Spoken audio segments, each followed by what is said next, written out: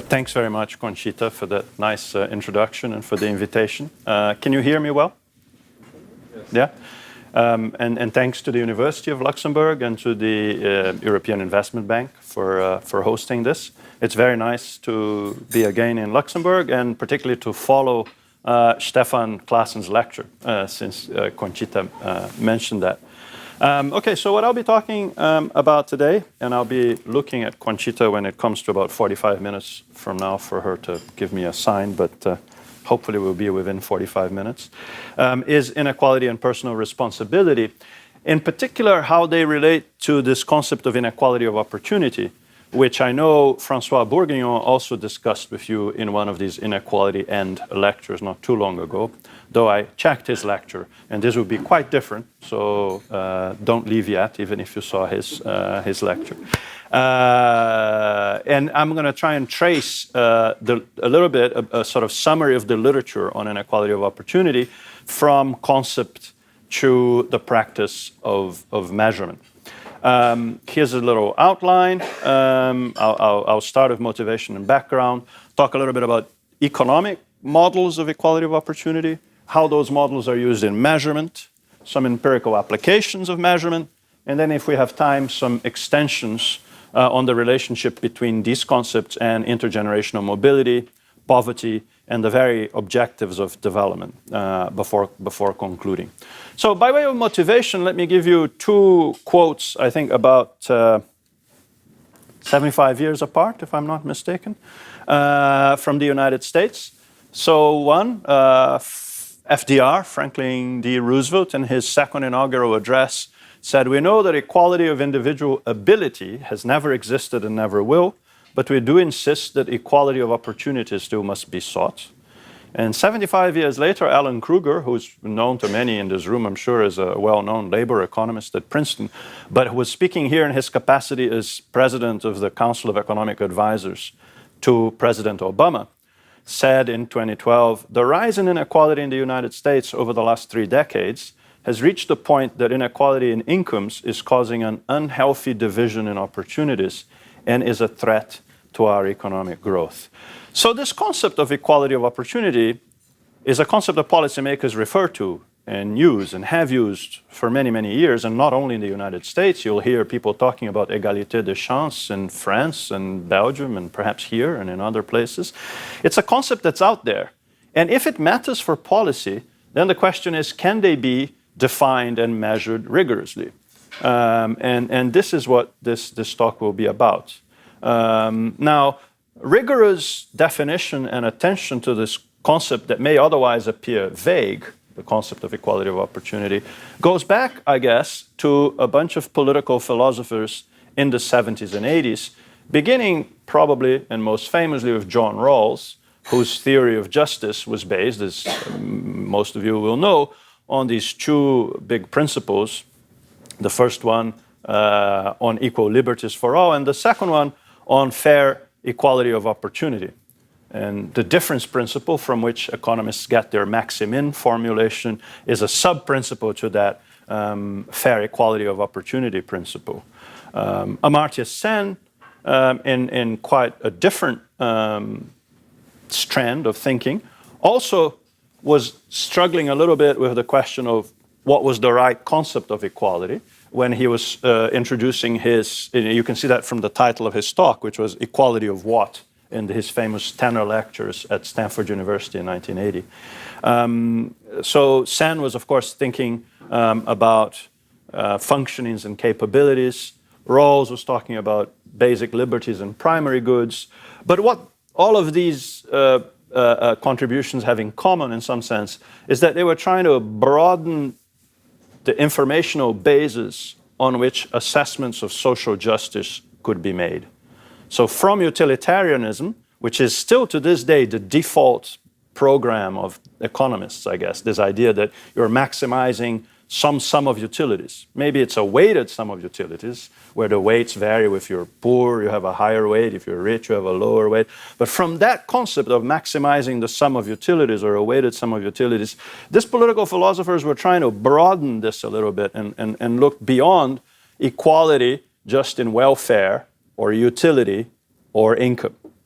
you had people like Ronald Dworkin, whose critique of equality of welfare was based on the fact that some people might have expensive tastes. It's known as his expensive tastes critique. And he says, well, if I have to equate the welfare between, Conchita and myself, but Conchita has more expensive tastes and is only going to be as happy as I am if she's drinking champagne and very good wines, because she's is a very sophisticated person, then perhaps that's not fair that we should equate welfare that way.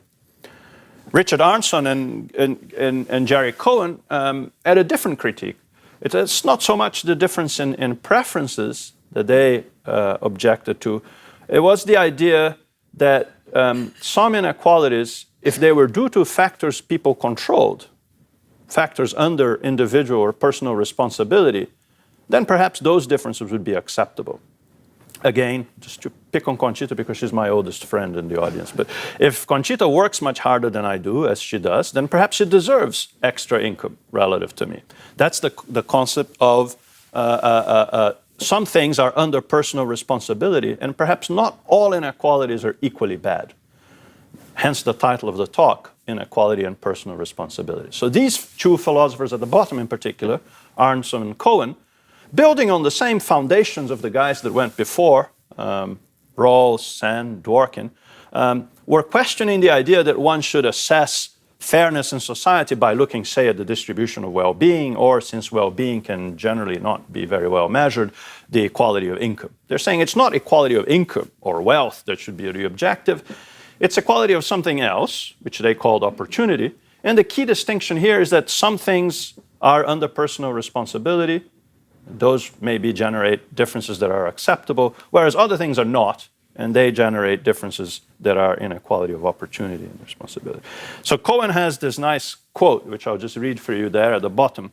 It says, this approach performs for egalitarianism the considerable service of incorporating within it the most powerful idea in the arsenal of the anti-egalitarian right, the idea of choice and responsibility. So these guys saw it explicitly as bringing the concept of personal responsibility into the discussion of equality.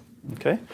Now, I'm not a philosopher, so this was a very, very brief and imperfect overview of a large literature, but what I want to focus on a little bit is how those ideas influenced the work of economists and were incorporated into an economic literature. And in my review of this with my colleague Vito Peragine of the University of Bari, with whom I wrote a chapter in the Oxford Handbook of Welfare and Public Policy, which this talk is partly based on, we sort of distinguished different branches of the economic approach to equality of opportunity. There is a direct approach, there is an indirect approach. That indirect approach itself has two branches. Now, in this talk, I will say extremely little about the direct approach, both because I know it less, but also because it turned out in the end to be much less influential in terms of empirical applications, and I want to get to empirical applications. So I'm going to focus very much on the indirect approach. And I will tell you a little bit about the distinction between the ex ante and the ex post branches of the indirect approach. But I'll say very little about the direct approach, other than it was an attempt to measure distributions of sets of opportunities explicitly. So these were people like papers by Patanaik and Shu, John Waymark, Salvador Barbera, which were trying to model sets of opportunities, establish criteria to compare those sets, the cardinality criterion or set inclusion, whatever, and then comparing distributions of sets. It's quite an abstract approach. We call it direct because it was thinking of opportunities as sets of possible things from which a choice was made. I think the reason it didn't really lead to much in the way of empirical application is that sets from which a choice is taken are by definition counterfactual, or you can't observe the full set, you observe the choice. So that made it quite hard.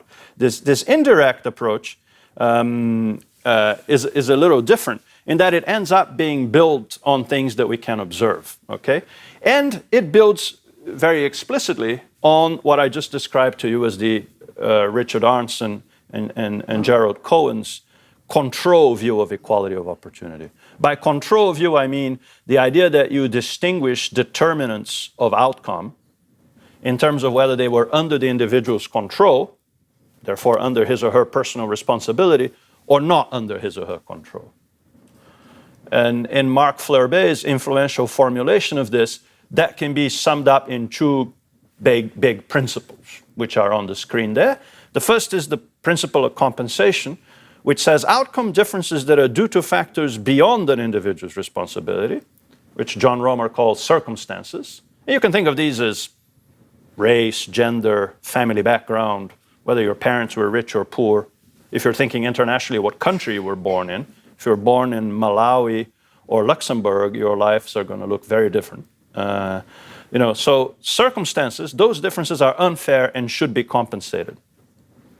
But then there's the principle of reward that says outcome differences which are due to individual responsibility factors, which John Romer calls efforts, are actually ethically legitimate and should be preserved. These two approaches ended up allowing economists to have an approach which allowed us to make inferences about equality or inequality of opportunity on the basis not of sets that we could not observe, but of things we could observe, in particular, joint distributions of circumstances, efforts, and outcomes. And because efforts can, in some cases, be treated residually, actually joint distributions of circumstances and outcomes, which are more easily observable, would allow us to both build a model and then ultimately measure inequality of opportunity in some way. Okay?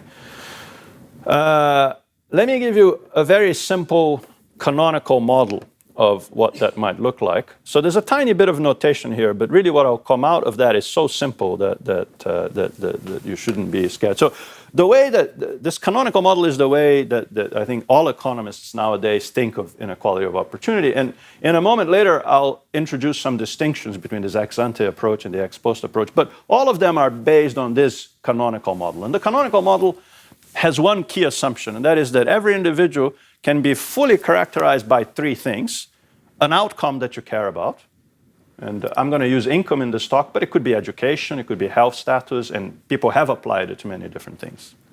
A vector of circumstances, those are the things you don't control. Parental background, how rich they were, father's and mother's occupation, race, gender, whatever. And then some effort variable, which turns out we won't need to observe, but is there. Okay? The key thing is that all determinants of X can be classified as either C or E.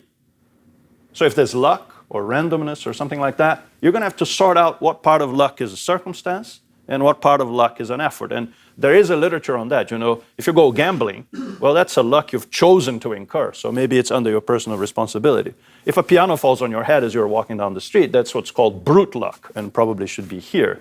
So philosophers are lucky people who can spend a lot of time thinking about how to classify those things. The key thing for economists is that we're going to assume that you're either here or here, and that fully determines your outcome.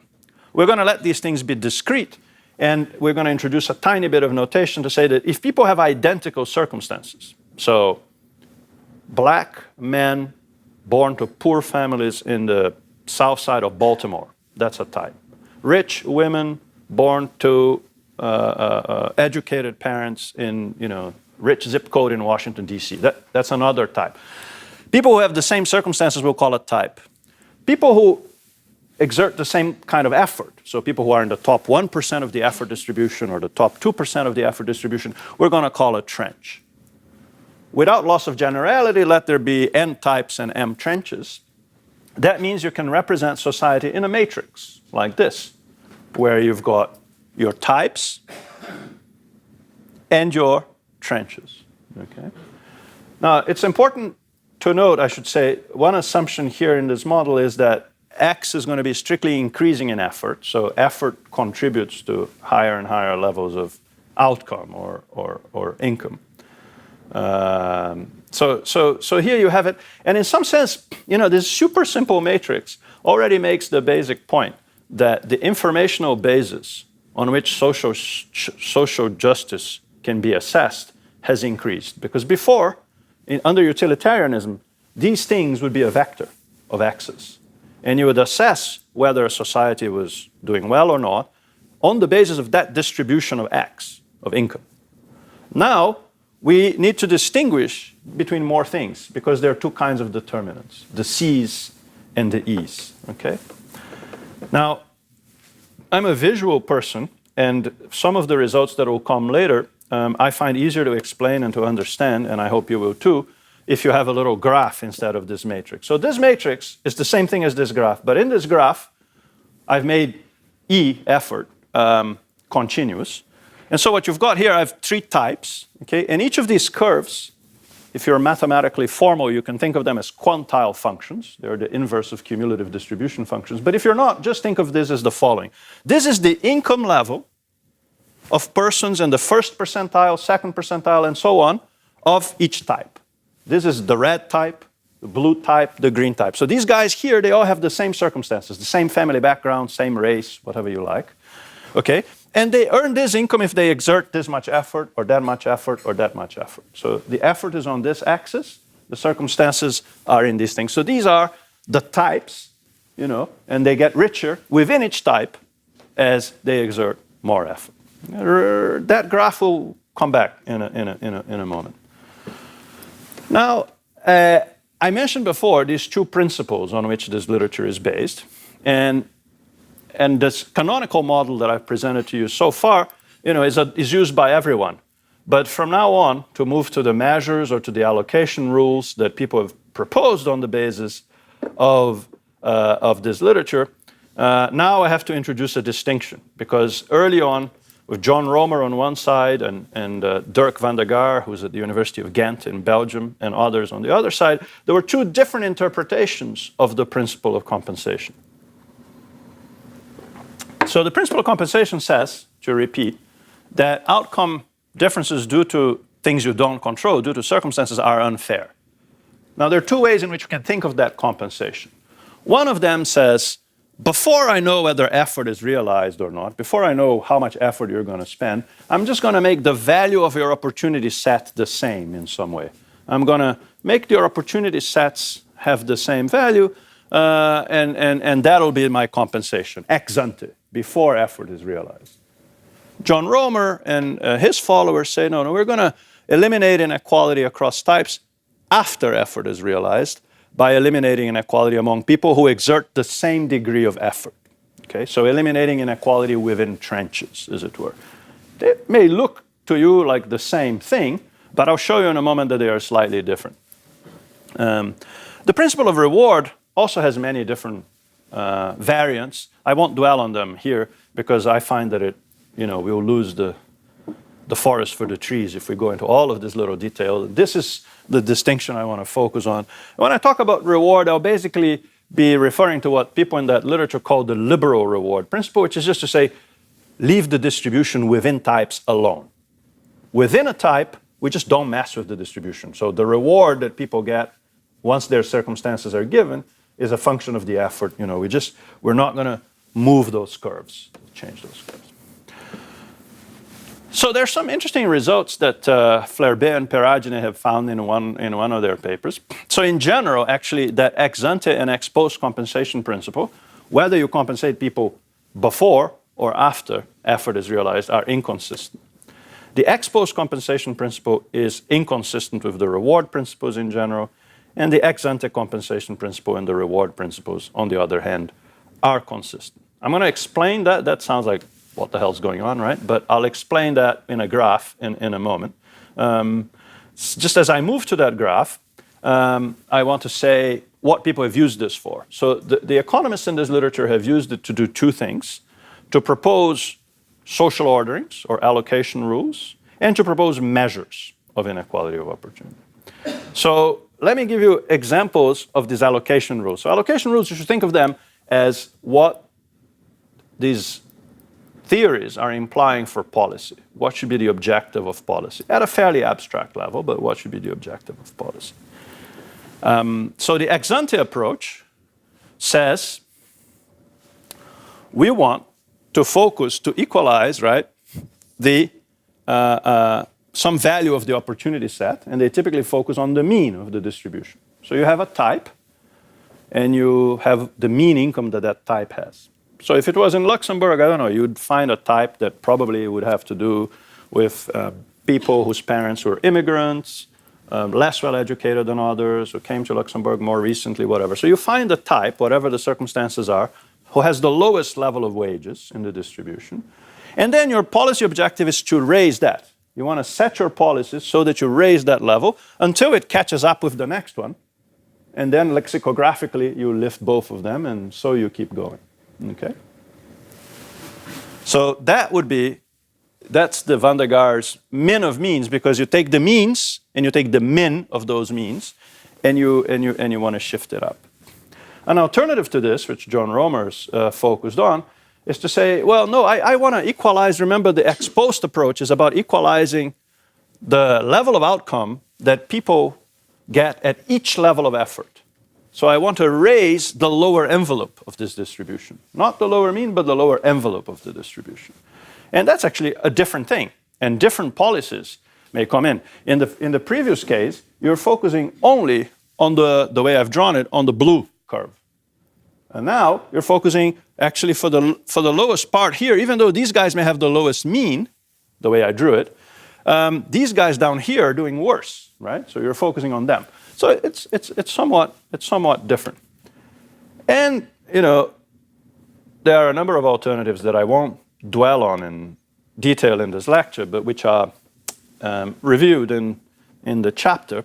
There is, for example, something called conditional equality, in which what you do is you say, I'm going to look at a reference level of effort, and I'm going to, equate the three curves at that level, and I'm going to move it that way. Or you could say, no, I'm going to try and make everyone obey the reward effort for a reference type, and so you'll do that. And I don't have time to go into detail on all of those different things, but there are different allocation rules. The two that I want you to remember are these two that I mentioned in more detail. So lowering the mean of the lowest type, or lowering the lower envelope across types. Okay? So there are these models of equality of opportunity, and some of them have been used to generate measures of inequality of opportunity. And that's where I want to get to, really. So the idea is that you take this broad concept of unequal opportunities, personal responsibility, and we try and create actually some measures of this concept. So to do that, the approach is the following. You remember that you have this matrix X, all right, which describes society. It has the income distribution at each type. You've selected your types, and you have the income. It's all observable. You observe this. Now what we want to do to measure inequality of opportunity is we want to take away from that matrix X all of the fair inequality. Okay? So you want to take away the fair inequality, and you want to leave in a counterfactual distribution X tilde the unfair inequality. Okay? So we want to construct an X tilde matrix that captures all of the unfair inequality. And the literature has done this in a number of different ways. So precisely what constitutes unfair inequality depends on which version of the compensation principle is chosen, and on which compromise between that and the reward principle is adopted. And so for each of those allocation rules that I mentioned before, and I went over them quickly, but it doesn't matter too much. The point is merely that there are different ones. There are different inequality measures that can be constructed. Now, I went over these quickly because I want to focus the rest of the talk just on one of them, which is the between types measures of inequality of opportunity. So I'm giving you this overview so you know that there are other approaches out there, but the one that has been used the most empirically, used most frequently empirically, is this between types approach to inequality of opportunity. And so that is what I want to talk most about. So here, how do we construct this counterfactual matrix X tilde from which we eliminate all the fair inequality?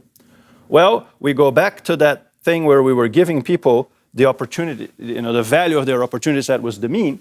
So, and we create this matrix by basically replacing all of the different incomes, X1, X2, X3, and so on, with the mean.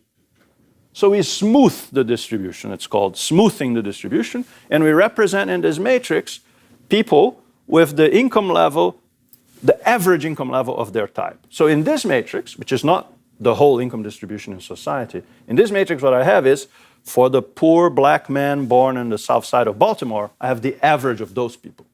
For the rich white women born in Washington, I have their income, and so on and so forth. I could have lots and lots of types. I could have 100 types over here. Each of them would have their mean. How's that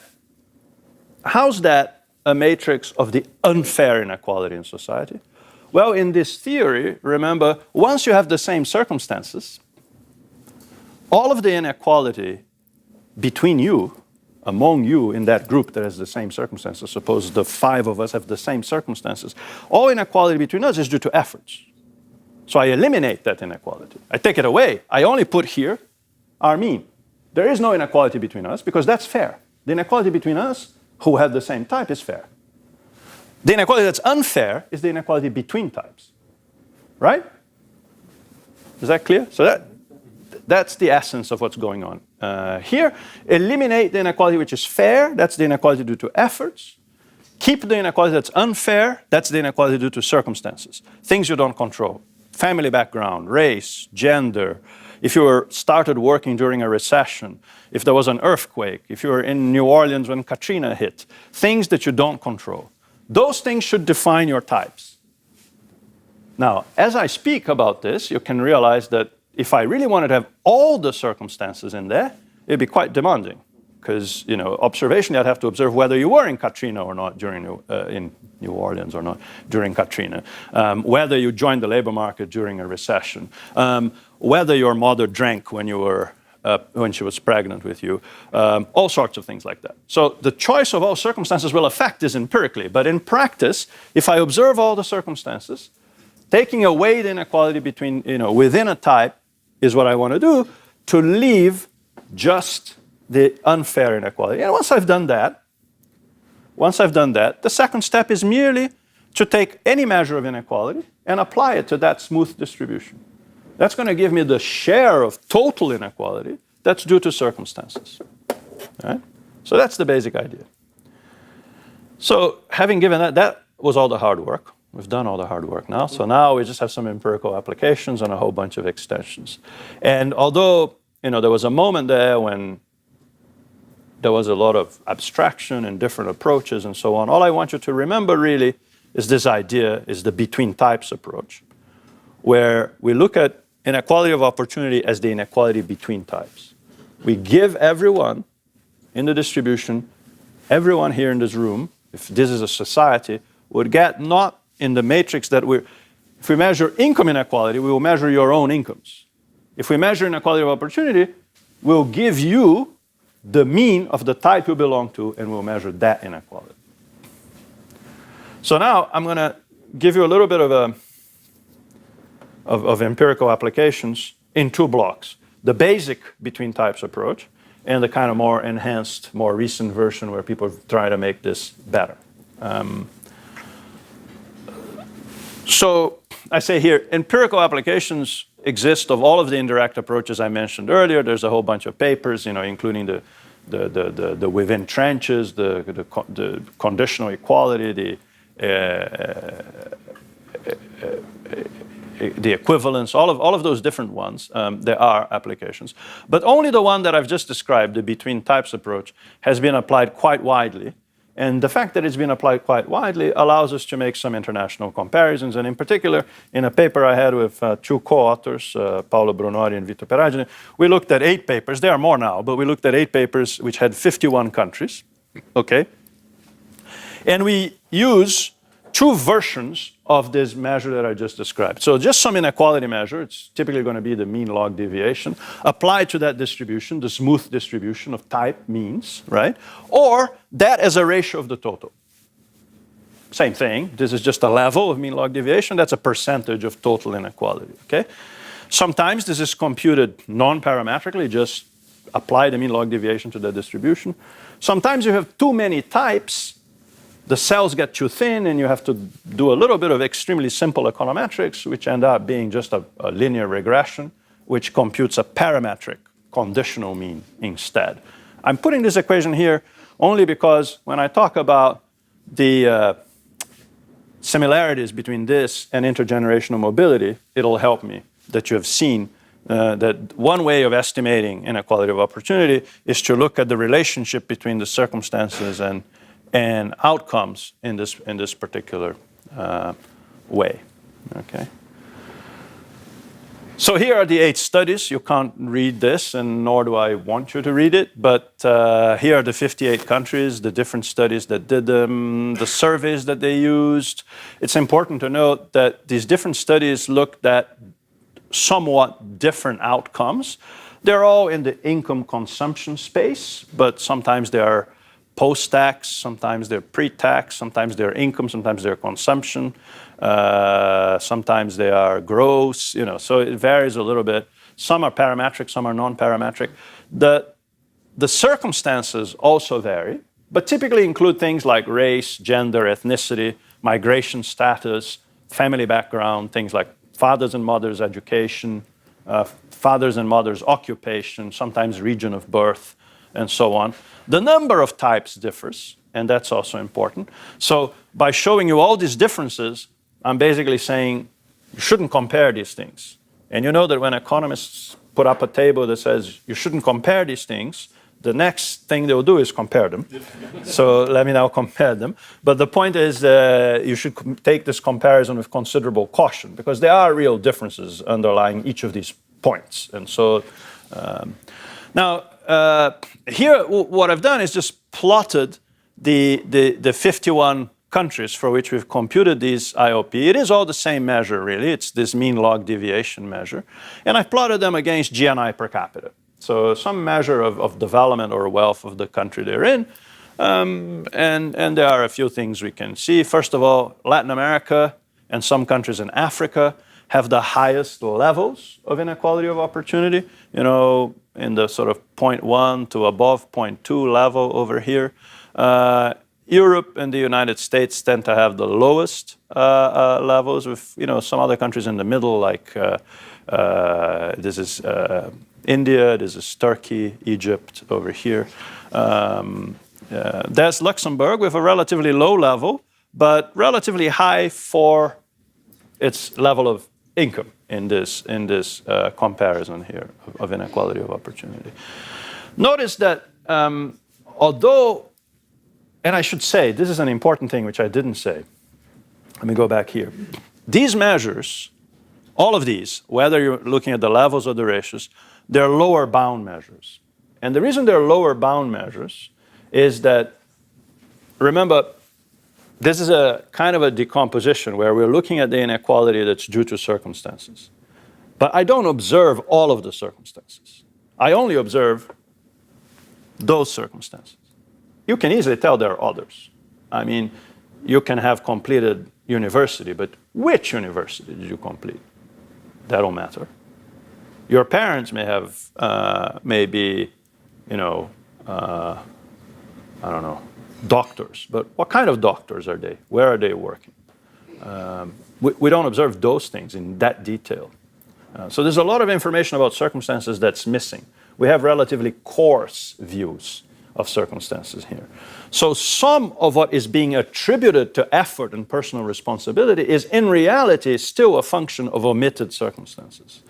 And that can be proven, and we have proven rigorously, that means that these measures of inequality of opportunity are a lower bound. They understate the extent of inequality of opportunity because we can't fully observe all the circumstances.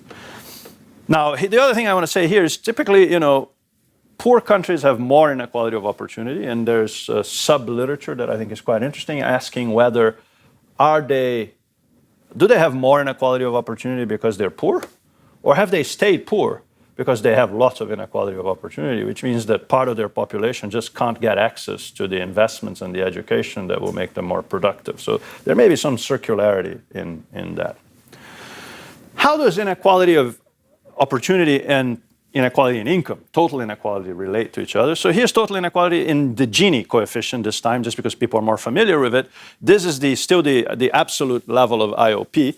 So you see that these things are correlated. They're not the same, but they're correlated. Countries that have lots of income inequality tend to have higher levels of inequality of opportunity as well. Now, you may say that's because that's mechanical, because this is the absolute level of inequality, and that it's a component of this other one. But we can do the relative. We can do the relative here as a ratio, and that's still very strong. So even when inequality of opportunity is measured as a ratio of total income inequality, it's highly correlated with income inequality. So these concepts are different, but they are not unrelated. And that makes sense, because in some sense, the inequality of income today between people is going to feed into the inequality of opportunity between their children, because they can afford different education systems for their children and whatever else. So these things are correlated. And this should remind you of another and more famous graph that many of you may have seen, which is Miles Korak's Great Gatsby curve. He didn't call it a Great Gatsby curve, but it's been called the Great Gatsby curve by people in Alan Kruger's team, which relates inequality in the cross-section, again, the Gini coefficient, with the degree of intergenerational mobility. And suggests that actually societies that are more unequal tend to also have lower mobility. So this is the inverse of mobility. This is persistence, if you like. This is the extent to which your parents' income determines your children's income, right? And in some sense, this is as it should be, because inequality of opportunity and intergenerational mobility should be very closely related, right? Because it's part of what I'm using to measure inequality of opportunity is your family background. And so, it's not surprising that these two curves look the same. And in fact, I can plot those two things themselves. Here's intergenerational elasticity of income and the inequality of opportunity ratio, and they're very, again, closely correlated. Even though the measures come from very different data sets, are computed using completely different methods and data sets, there's still a correlation there for income and for education. This is intergenerational correlation of education, and this is our measure of inequality of opportunity as a ratio. And again, you've got Latin America up there, and so on. There are fewer African countries in here. You see that there are fewer data points in these last few graphs because we don't have the intergenerational mobility measures for as many countries as we have the inequality of opportunity measure, because the data requirements for them are different.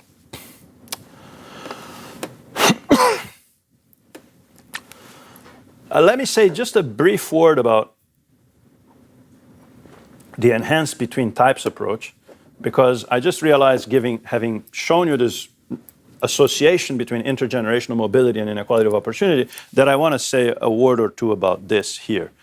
So to motivate the next part, which is about the enhanced between types approach, I want to say that this approach I've been working on, and many other people have been working on, has been criticized recently by many people, including my friends and colleagues, Ravi Kambur and Adam Wagstaff, who said, these guys are doing this inequality of opportunity, but it's actually a disservice because there's so many omitted circumstances that the levels are too low.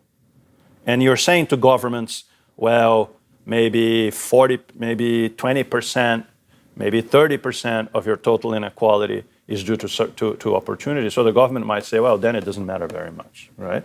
And they are lower bounds, but if it's a lower bound that's too far from the real estimate, maybe this isn't that helpful. So a number of people, and I want to mention in particular Andreas Peichel, who's at the University of Mannheim, and his co-authors, have been doing different things to change this. Without going into the equations, one of the things that Peichel and Newhouse do is they look at panel data instead of cross-sectional data, and they try to estimate, using the panel data, an individual fixed effect. So they control for efforts. They look at an individual fixed effect and say, that individual fixed effect is kind of an upper bound for the circumstances. Over time, my efforts vary, how hard I work, how hard I study, but my family background and these things are constant.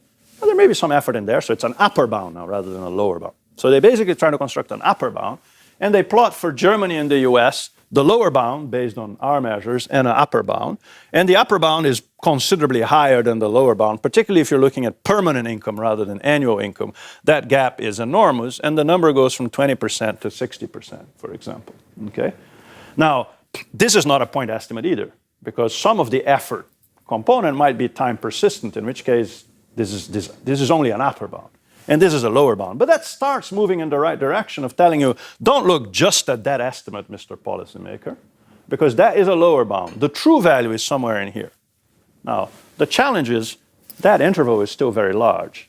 Is inequality of opportunity in Germany accounting for 25% of the total inequality in Germany or 55% of the total inequality in Germany? That's rather different numbers, and we'd like to know more about that. But that already gives you a sense that inequality of opportunity is something you should be worrying about.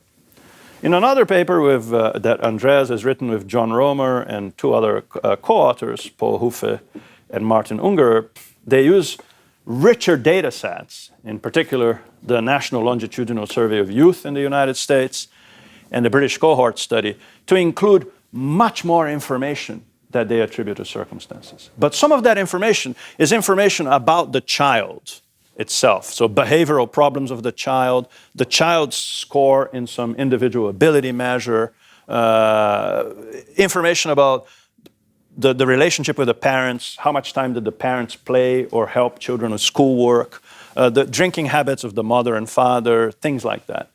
To do that, you're bringing in stuff the kids did. And so the purists in the literature say, well, but that could be a little bit of effort. They say, no, it's not. Anything that happens until you are, 13 is circumstances. So their argument is there's an age of consent. Just as there is a legal age of consent, there's a philosophical age of consent, and the things that you're measuring for kids at that age is still circumstances.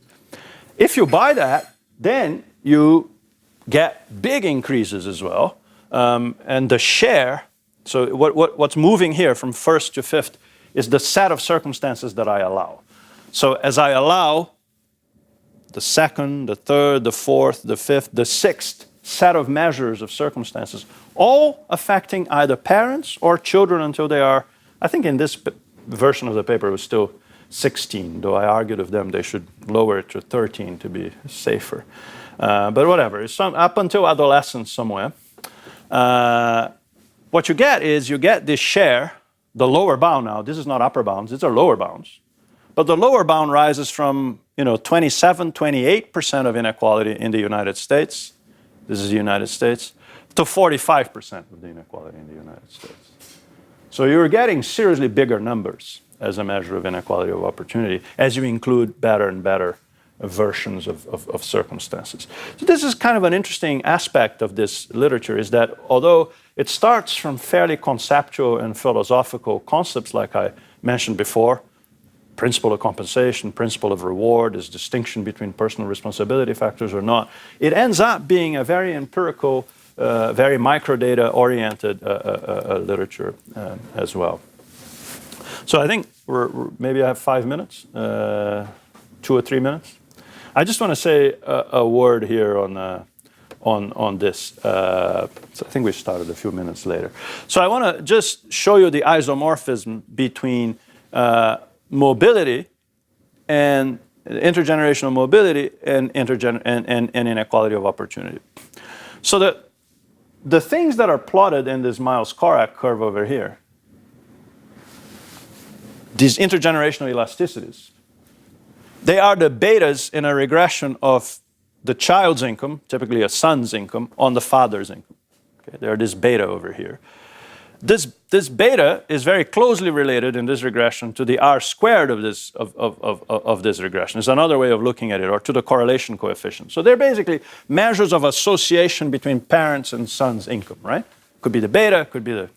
Now look at inequality of opportunity. Inequality of opportunity, so this is the Galtonian regression from which the intergenerational elasticity come, or the R squared. This is a regression where instead of the parent's income, you just have a vector of circumstances that includes a lot of stuff about the parents, but also includes gender, race, region of birth, and so on, right? And this is the share of inequality in this that's explained by this. Much as this is the share of inequality in this that's explained by this. So they're really very, very close concepts. Intergenerational mobility and inequality of opportunity are incredibly close, as I've been pointing out for a while, but as Anders Björklund and Markus Jäntti, who work on this literature, also been pointing out in a paper that they're working on at the point. So at least the between types approach is very close to these measures of IGM. The difference is we have more circumstances here, and we're somewhat more explicit about it being a lower bound and not a causal association. But the two literatures should be seen together. So what we won't have time for is that this has implications for the measurement of poverty if you wanted to think of either poverty in opportunities itself, so poverty in that matrix X tilde, or opportunity-sensitive poverty, poverty that's looked at in the space of incomes, but is sensitive to the types that people belong to. So I'm just flashing those by as kind of a teaser. If you're interested in that, I'll send you the papers. It also has implications for how we should see the development objectives of society as a whole. If you're thinking of an equitable development policy problem, then we want to factor in that we want to help out the poorest types before anybody else. Let me conclude, as we do in the chapter, by thinking about this broad literature, right? That there are some achievements and some limitations to this literature.